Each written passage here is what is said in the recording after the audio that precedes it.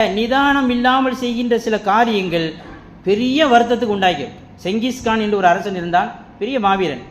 எப்பொழுது காட்டுக்கு போனாலும் ஒரு கழுகு அழைத்து கொண்டு போவான். கழுகு அது ஒரு பெஸ்ட் ஃப்ரெண்டாக அவனுக்கு இருந்தது. இவன் போய் காட்டில் போய் அந்த கழுகு அவுத்து விட்டுருவான். அது பறந்து பல பறவைகளை வேட்டையாடி கொண்டு வந்து போடும். அந்த கழுகு உற்ற நண்பனாக இருக்கும், எல்லா வகையிலும் உதவியாக இருக்கும், ஒரு பெஸ்ட் ஃப்ரெண்டாக. ஒரு நாள் அந்த கழுகை அழைத்து கொண்டு இவன் தனியாக போனான்.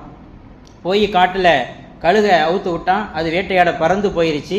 இவனும் கொஞ்சம் அங்கேயும் தேடி அலைந்தான். தாகம் எடுத்து, சரியான தாகம்.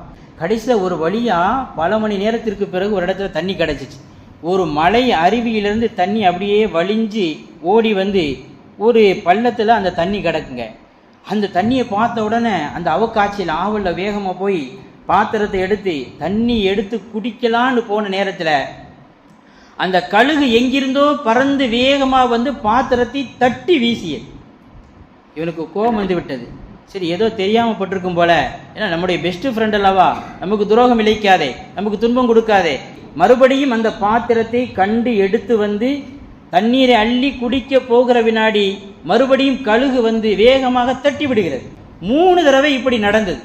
3வது தடவை அந்த கழுகு அந்த பாத்திரத்தை தட்டி எறிந்த போது தாகம் அடங்கவில்லையே, தண்ணி குடிக்க முடியவில்லைங்கிற ஆத்திரம் உச்சிக்கு ஏறி செங்கிஸ்கான் என்ன பண்ணான்னு சொன்னா, பட்டென்று வாளை எடுத்தான். அந்த கழுகினுடைய கழுத்தை வெட்டி வீழ்த்தினான். கழுகு பறந்து துடித்து இறந்து விட்டது. அதுக்கு பிறகு கொஞ்சம் கோபம் குறையுது. குறைஞ்சவன நிதானத்துக்கு வர்றான். ஆமாம், 3 தடவை ஏன் தட்டி விடுச்சு? யதார்த்தமாக ஒரு தடவை தட்டலாம், 2 தடவை தட்டலாம். குடிக்க போக வினாடி வேகமாக வந்து தட்டி விடுதுன்னா என்ன, நம்ம யோசிக்காம விட்டோமே அப்படின்னு. அதுக்கு பிறகு நிதானம் வந்ததுக்கு பிறகு போய் பார்க்குறான். அந்த தண்ணி எங்கிருந்து வழிந்து விழுதுன்னு மேலே போனான், உச்சிக்கு போனான். மலை உச்சிக்கு போய் பார்த்தா அங்கே தண்ணீர் வடிகிற அந்த இடத்துல ஒரு பெரிய பாம்பு, விஷமுள்ள பாம்பு செத்து கிடந்தது. வஃபீஹா ஹையத்துன் கபீரா மைத்தா, அதனுடைய விஷம் அந்த தண்ணீரில் பரவி நீளமாக இருந்தது. ஆஹா, எவ்வளோ பெரிய ஆபத்து இருந்து இந்த கழுகு நம்மை காப்பாற்றி இருக்கிறது, அநியாயமாக ஆத்திரத்தில் கொன்றுவிட்டோமே என்று சொல்லி அவனால் அது அந்த மனசு ஆறவே முடியலைங்க. காலமெல்லாம் துணை இருந்த பெஸ்ட் ஃப்ரெண்டாக இருந்த அந்த கழுகை அநியாயமாக கொண்டுட்டோமே சொல்லிட்டு அந்த கழுகை எடுத்துகிட்டு போய் அந்த கழுகு மாதிரியே ஒரு தங்க சிலை செய்து, அது அவனுடைய பழக்கம், அதனுடைய மேலே இப்படி எழுதினான். என்ன எழுதினான் தெரியுமா? எல்லோரும் பாட்டு தெரிந்து கொள்ளட்டும்.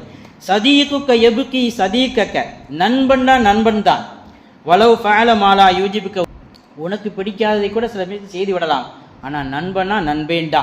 இந்த நண்பேண்டாங்கிற வார்த்தையை முத அவன் தான் பொறிச்சான்.